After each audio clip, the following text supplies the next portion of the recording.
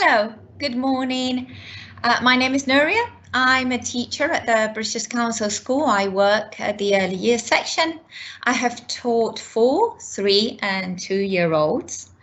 I would like to thank you for attending this session. I hope you take away something, but I also hope you will share your ideas, your discussions and your questions. Thanks to my colleagues Lisa and Catherine for their technical support. They will collect any questions and I hope we have time to answer them at the end of the session. So let's begin. I'm going to share my screen with you so that you can see the presentation. And I've made a few notes because I have so much I want to share with you today. Right. Yes, he's here? Great. Okay. Right, sustainability. In this session, I would like to share some thoughts and ideas on how much our little ones can contribute to this massive quest, which is making our world more sustainable, and how a STEM approach to learning helps us support and guide them in their sustainable education. Such a day as today, 6 years ago, United Nations passed the Agenda 2030 with 17 Sustainable Development Goals that had to be addressed urgently because they are crucial to the survival of humanity. Governments have their part, private sector, and each and every single one of us. Therefore, the massive role of education and the important task we have as educators, starting with the youngest. But how do we best educate sustainable citizens? Well, education for sustainable development requires, according to UNESCO, first, realizing that we are change makers, developing the competencies to do so.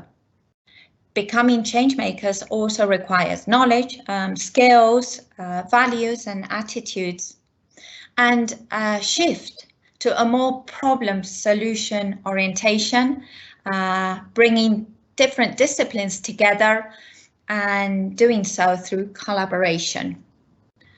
So, how does all of this apply to the earliest stages of education? Well, let's start with being change makers. And to address this, I would like to share a short clip with a very interesting reflection by Alison Gopnik, who's a childhood expert. So I'm going to exit the presentation and I'm going to share the clip with you. Okay.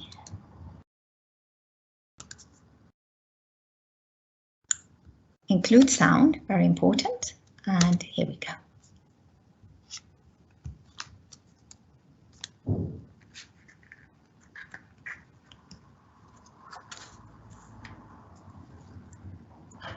One of the great puzzles of evolution is, why is it that we have this very long period of childhood with this very long period of helplessness? And one idea is that we're a species that keeps changing our environment, partly because we migrate to new environments, but partly because we do things that make our environment different. So every generation is facing somewhat new problems and new challenges. And the idea is that childhood is a period, this protected period, where a new generation can deal with the new environment that they're in and figure out ways to figure out new ways of coping and thriving in that environment. And if that's true, then in some sense, even if you could accomplish the carpenter, model, and you could shape your children to come out a particular way, you would have really defeated the whole purpose of childhood by doing it, because the whole purpose of childhood is to enable each human generation to have this space in which they can do things that no human generation has ever done before.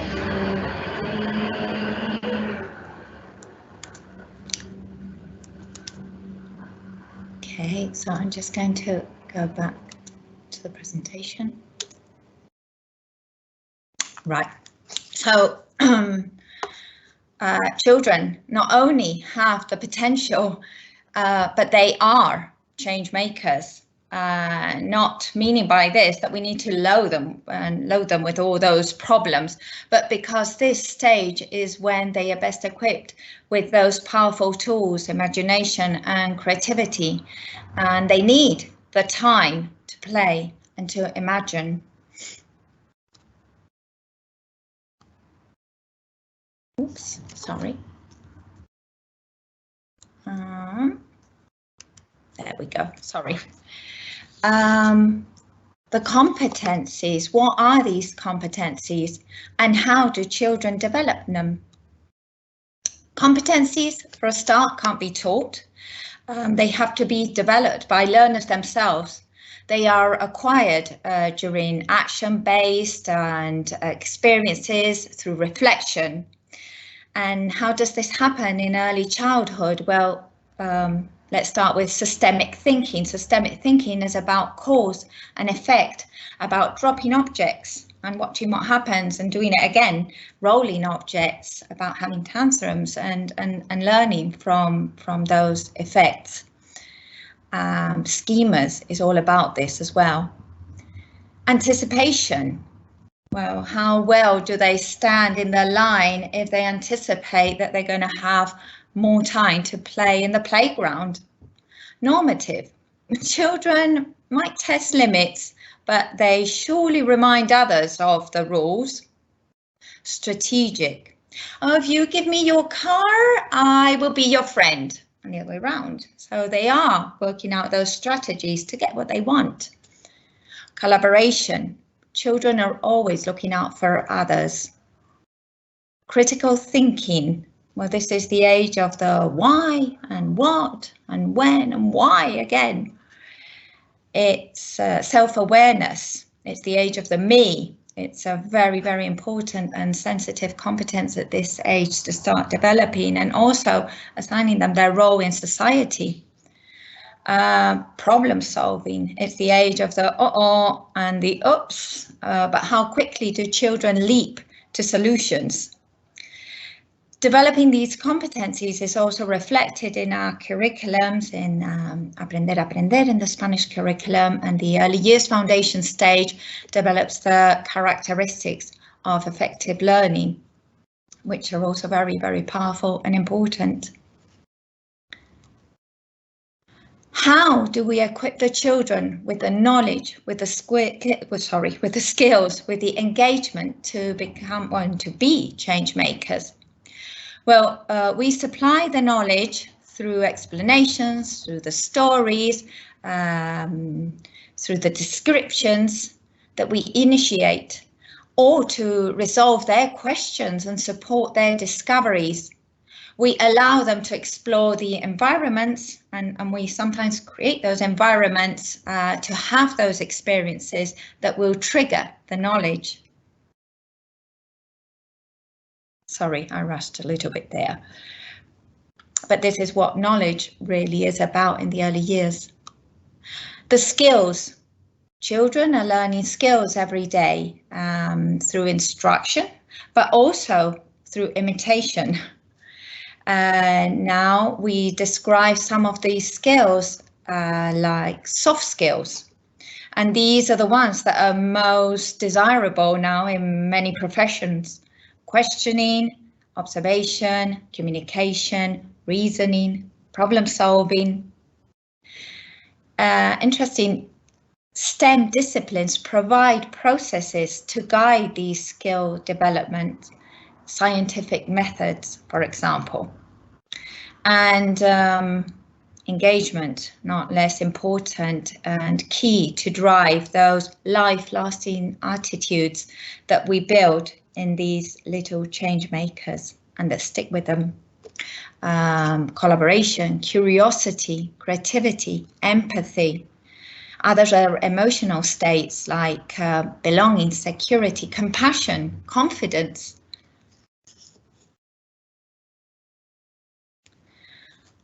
And what about the shift to a more action-taking, problem-solving orientation? Well, STEM is a clear example of this.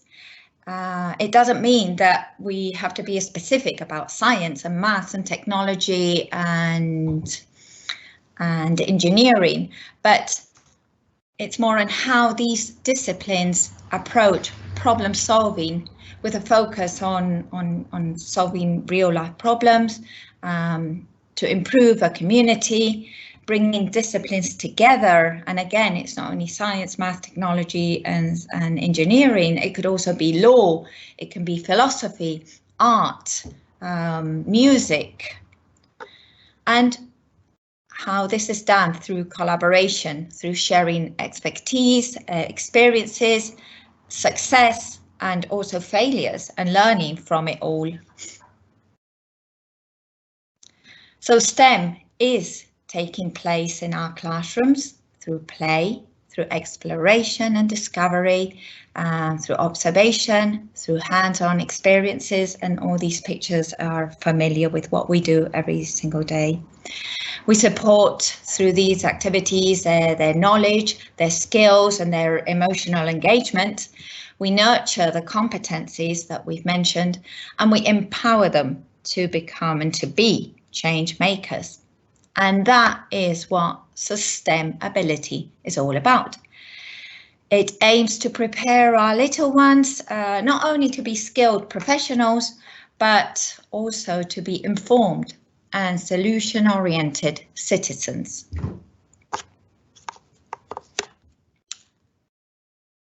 Now, and this is a bit more personal. As a school and as part of the British Council institution, we are aligned and constantly reminded of the many opportunities to bring the Sustainable Development Goals to the forefront of our lessons and to our day-to-day practice. We celebrate international days, COP26 is another opportunity. But I sort of kept thinking of how to be more specific and how to review my practice in order to address and bring in those Sustainable Development Goals into my everyday lessons. I'm not an expert, and these are only, what I'm going to share now are only ideas, and obviously they're open to debate, improvement, and this is all a work in process. So please comment and please share your ideas too. I'm not including here what we do every day to promote sustainable habits, but that are equally important, like recycling, collecting garbage, turning off the light, which is super important, but I won't be telling about you. I won't be addressing these now. So, for example, how many times a child approaches us and they're not feeling well, we maybe take the temperature, or we call the nurse, and then the rest of the children are really worried and they're really concerned and they want to know, and we might just say, well, this child was poorly and he has to go home, and end of the conversation. And really, it should just be the beginning of a conversation about what does it mean to have a temperature? What is our body telling us? What does the thermometer do? Let's use it. Let's compare different children's temperature. What is the nurse going to do, and what action needs to be taking place? What other professionals are involved? Doctors, nurses, the ambulance, the paramedics, the pharmacists, the labs. Let's bring it to the role play. Let's talk about prevention, and let's also talk about inequalities and how can we reduce them. And this is one of the few examples, and many other things that can be done. Right, banana. Well, we have a snack every day at school, and often we have bananas, and if it turns out that the banana's a little bit more spotty or brown, well, they make a fuss and they don't like them, but well, why don't I address this and tell them what makes it brown? What happens to other fruit? They're ripe, but then there's nothing wrong with it. Let's make observations. What can we do if they don't like it when it's so soft, or if they don't like the look? Can we bring in technology, a food processor, or to make milkshakes, or a toaster and spread it on the bread? Can we make banana ice cream? Or, you know, probably they'll generate lots of other tasty ideas. Let's address food waste and how to avoid it. Why is fruit good for us, and why should everybody be having fruit? And again, you know, let's refer to those specific sustainable development goals that we're addressing by doing this. In our role play, well, we laugh, we have shops and we have little businesses, don't we, running. What about setting a role play second-hand shop or a sustainable shop? Talking about reusing and bringing in those toys that they don't use so much, and maybe we can give them a second life. Discussing what the fair price is, especially if it's something that they've done themselves. Plan what to do with that pretend money that we raise. How can we benefit the community? What can we invest it in? And sort of getting a bit more into those conversations about decent work, economic growth, responsible consumption. Machines and artificial intelligence, well, deconstruction allows children to tinkle, to explore what is inside these machines and pull them apart and observe all those different connections, make observations, manipulate the tools, the technology. Also understand what are robots, what is artificial intelligence, what can it do, but what can't it do, and what would their robot do, and help them understand what they need to address through technology.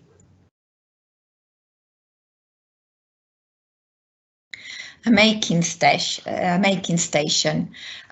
well, keeping those STEM tools and more technological resources in a permanent spot where they can constantly revisit them and become makers themselves by tinkering with those real tools and the equipment, providing them with recycled materials, but also with tape, with glue, with hole punch, with technology, with measuring tapes, with scales, with staplers, with scissors. Taking it a little bit further, we could maybe have a woodwork station, a sewing project, but always addressing a problem, you know, and how these projects are going to produce a solution by making, by creating, by imagining, by making mistakes, by trying again, by doing things together. Building houses. Well, we love making things, and we're often doing houses with bricks, with card, with Lego. Well, let's incorporate the renewable energies.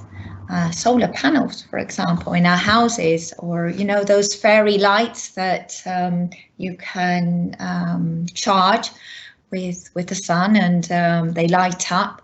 Well, we could maybe bring that into their construction, explore the systems. And I was thinking, why not remake the story of the three little pigs and their houses? How could they make the straw house stronger?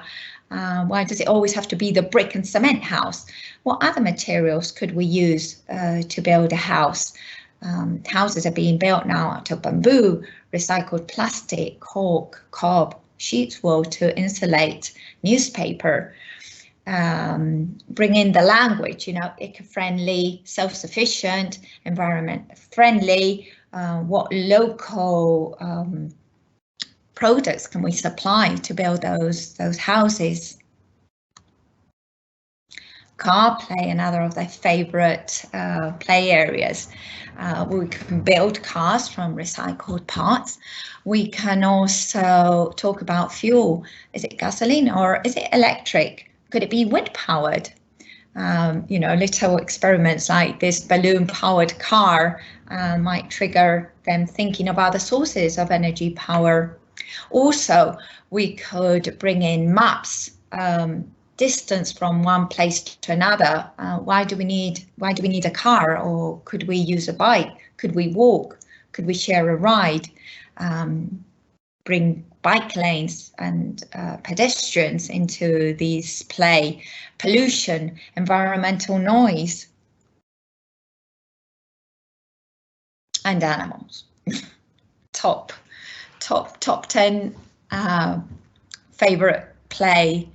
Well, part of the play should be conservation, endangered species, creating sanctuaries for those species, also their habitats, you know, making them aware of how endangered they are as well, and maybe melting that polar role play area, adding some garbage to the sea animal tray, you know, the plastic ring sort of can holders, where we could, maybe that's a big problem, and we could maybe add that to our sea animal tray, and sort of making children aware of this reality. Deforestation, the need bird homes, and what are we doing about this climate action.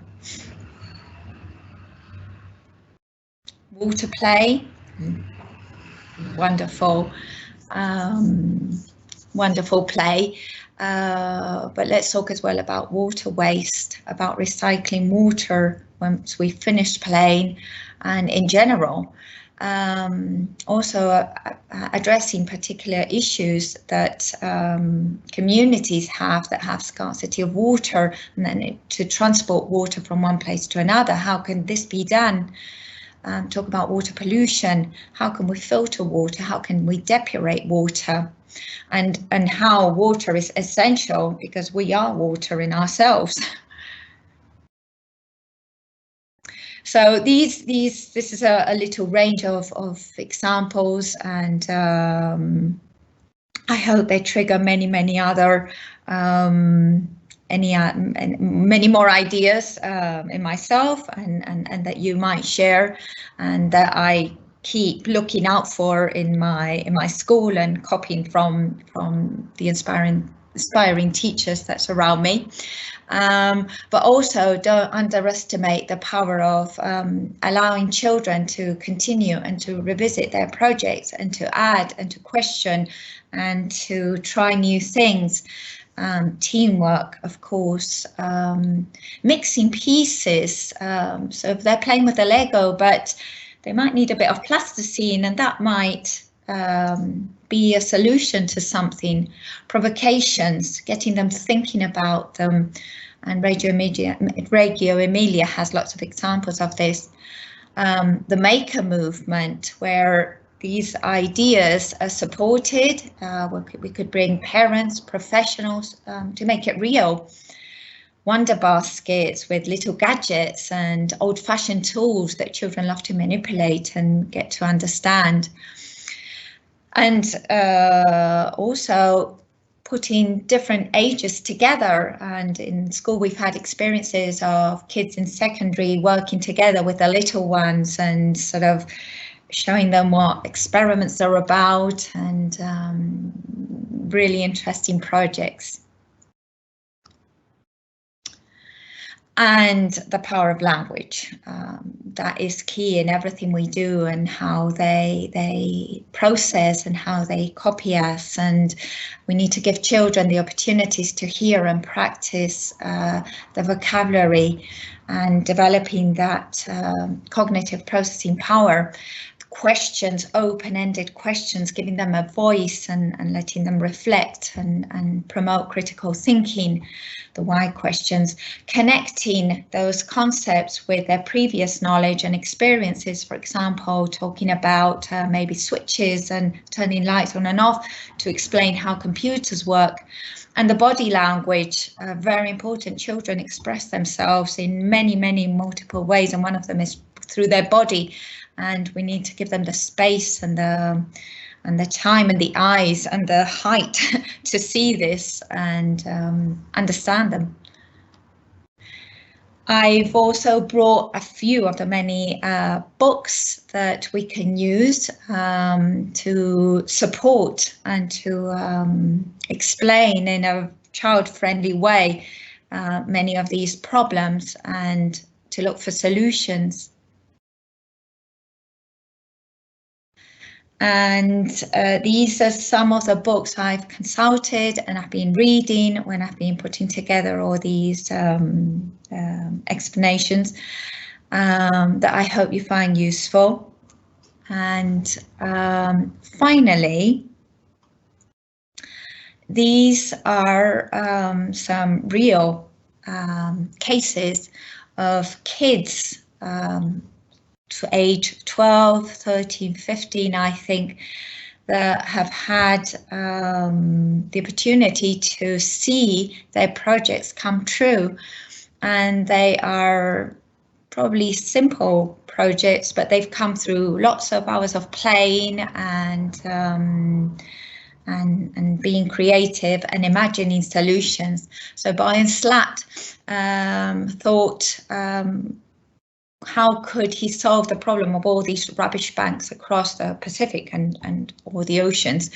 And he thought something as simple as, well, if I had like a gigantic net, I could just drag it all and drag it all up and then do something with that plastic. And it came true, and that is this solution is taking place. Richard Turir in Kenya, well, he had an issue with the cattle in his farm and the lions that were attacking it, and he thought of how could he not harm the cattle. So he came up with a sort of light alarm that would scare the lions away. Kenneth Shinosuka in Japan was really concerned about his granddad who had dementia, getting up at night and walking off, and so he came up with this incredible sock that has a little detector that triggers an alarm in a telephone, and so they know when he's getting up and wandering off.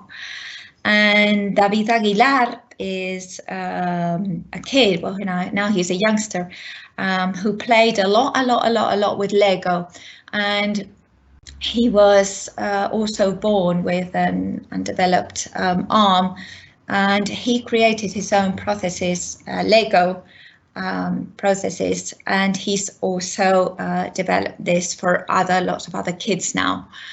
So the videos are on YouTube, and they're really inspiring, and they are beautiful stories.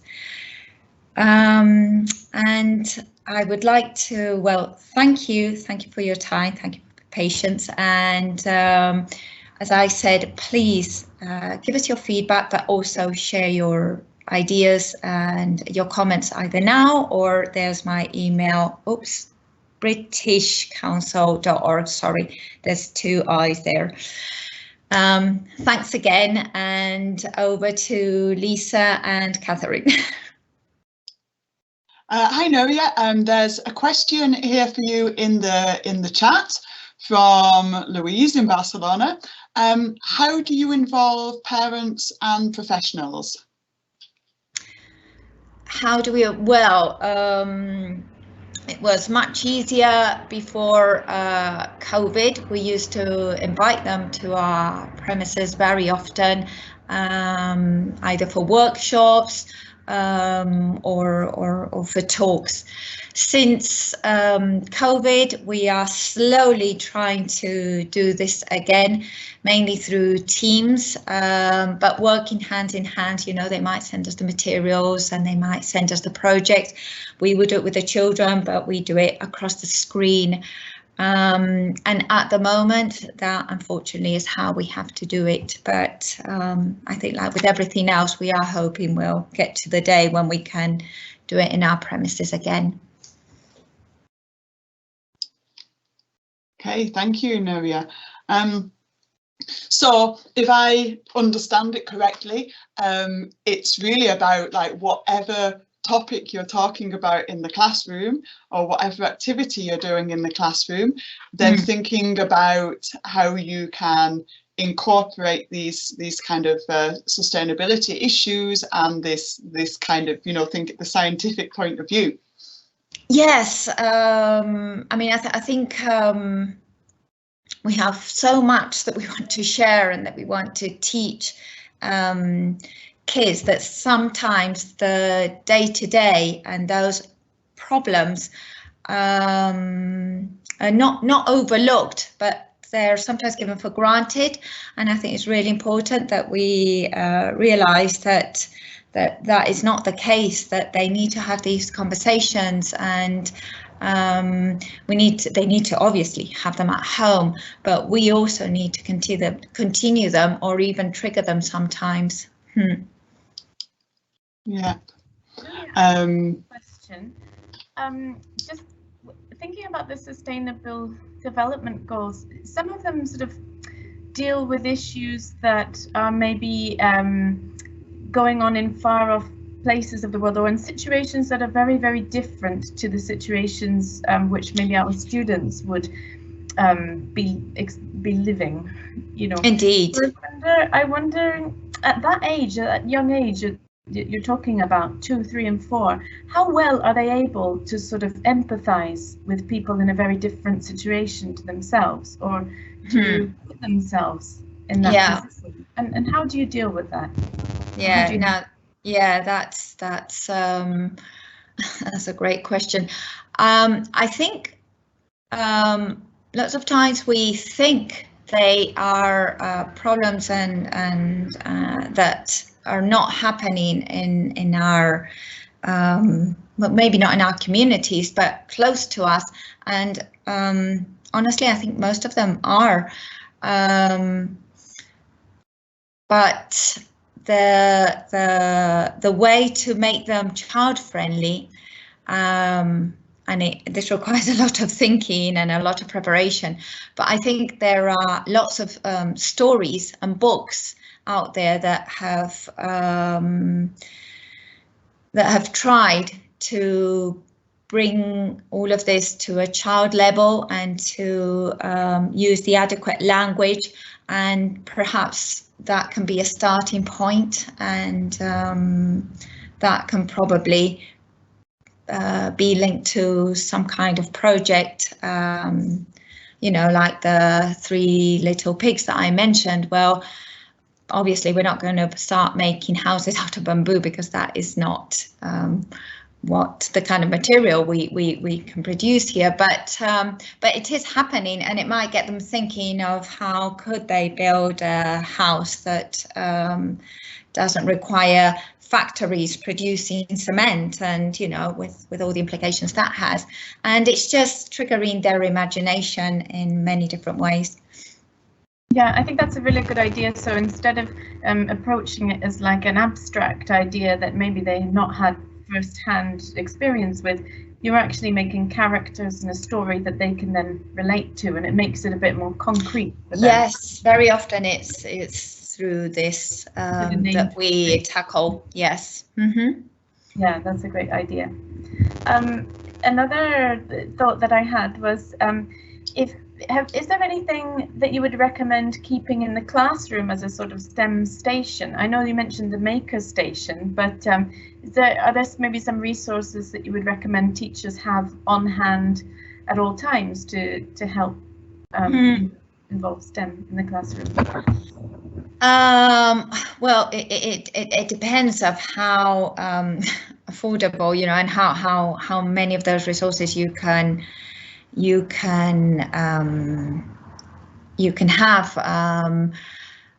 But I mean, it could be as simple as things you bring from home, you know, like cooking equipment or scales or magnifying glasses, anything that in a way is going to incorporate how we as adults look at things and elaborate and produce things. All of that is a way of incorporating it, and if not just simple things that they can use when they are making, I mean, hammers. Some classes might have might have access to wood and nails, and others might not be able to use this, or but anything that is going to give them an opportunity to tackle making problems is a STEM is STEM equipment. Yes, in fact, in the chat, we've also got a comment from Louis saying, the problem-solving approach is very powerful to involve the students and lead to tangible outcomes. And that's very true, isn't it? Children So true. Problem solvers. So yes, they are, and sometimes we and I speak perhaps more as a parent, but you leap into wanting to solve it for them, don't you? And really, well, they need that opportunity. We need to restrain from doing that and sort of empowering them to have pride in what they've done and on being change makers. Yeah, absolutely. I think it's far more powerful just to pose the question rather than jump in immediately with a solution. Oh, well, this is how you do it. Instead of jumping, you know, as a parent or as a teacher, showing them this is how you do it, just to say to them, how do you think? Exactly. Or Yes. What do you think it's for? What would it be for? You find that the conversation is much more interesting and creative. And letting them get frustrated sometimes and trying again and giving them the time to really get down to enjoying all those processes. Yeah. And finally, how do you get children to reflect on what they've learned from this process? Do you include a reflection stage? Yes, I mean, working with a 2-year-old, it's perhaps more based on the outcome of their play, but I think in nursery reception with slightly older children in year 1, they usually have a little assembly where they might reflect on, you know, what went right, what went wrong, what would you do differently, and that usually or often happens at the end of the sessions, and it's really important because we learn from each other, and we all have an opportunity to you know, be quite open and self-reflect on what we would like to do next time. So basically it's allowing to have the time to have that reflection and have those conversations. So you do that more as a discussion task, or do you give them also time to think about it individually? No, in both ways, individually, but also why not as a group and as a team, and you know, as a process of collaboration. Yeah, and just one kind of comment, I suppose. That obviously, like, one of the themes of this conference is sustainability, and there's other sessions as well about you know, doing crafts with recycled materials and so on. And like when I've done some early years teaching, And, you know, I was very much struck by kind of lesson plans referring to all sorts of things that you kind of needed to have. So, you know, kind of, oh, show the children a toy cow, or show the children, Right. you know, a pig, and all this kind of thing, and very much being kind of based around stuff, which I kind of felt was, well, first of all, that's kind of, you know, you, the teacher, you might be going out and buying that stuff, or your school is buying that stuff, which is unsustainable in itself. And it's also kind of giving that lesson about stuff to children in that way. And so I wondered if you had any thoughts on that. Yes, I mean, it's true that sometimes we're trying to make it all about being environmental friendly, and then their toys are made out of plastic. Well, that is true. Hopefully sometime we'll come with a solution to recycling that plastic and making it more environmental friendly. But I also think, Catherine, that it's very much about getting down to the children's interests and sort of grasping the moment. So if a child is interested in boats and in the sea, maybe just sprinkling a bit of, you know, what's happening in the sea in that play and in that moment, and making it really relevant to that child, although we might then share it with the group and make it sort of a conversation, turn it into a conversation. But definitely it's about getting down to what their particular interests are. Great, and maybe thank you. one final thought. I think it's really interesting, and you've given us lots and lots of ideas of how teachers can involve this in their classroom. But we're talking about all of this sort of coming down to the responsibility of the teacher to include this. I wonder, and I ask because I genuinely don't know, how much the government is playing a part in this, in setting the curriculum. I wonder if you think they're doing enough to include this in the curriculum from a national level, or at the moment is it all coming from the bottom up, from the teacher itself? I think, as I said, I think the reminders are there,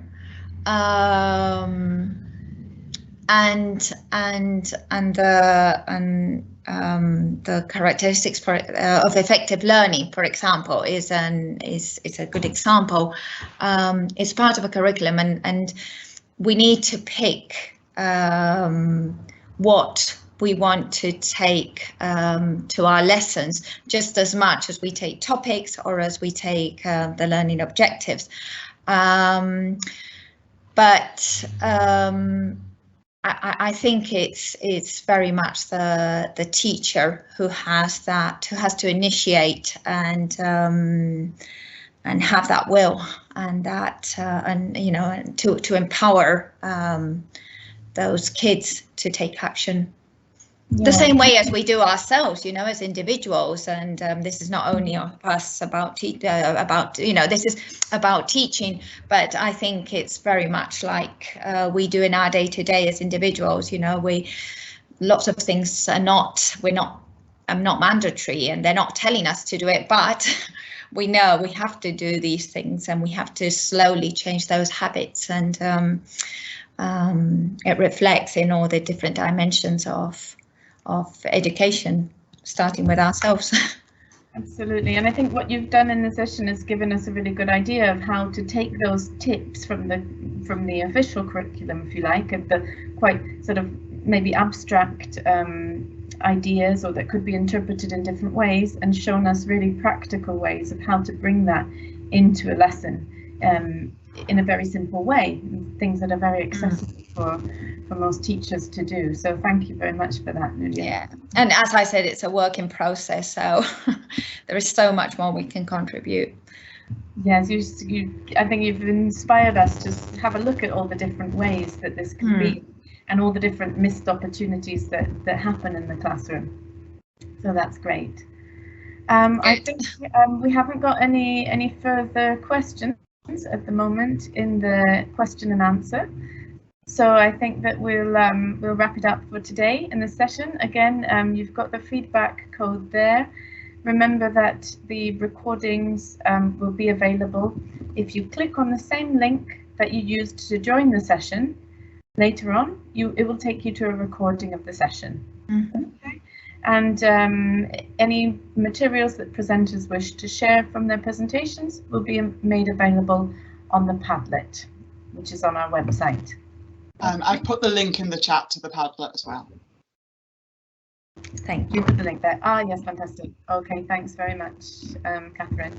Okay, so thank you very much, Nuria. We'll finish for today, and remember for the next session to go back into your email to find the links for the next session. Hope to see you there.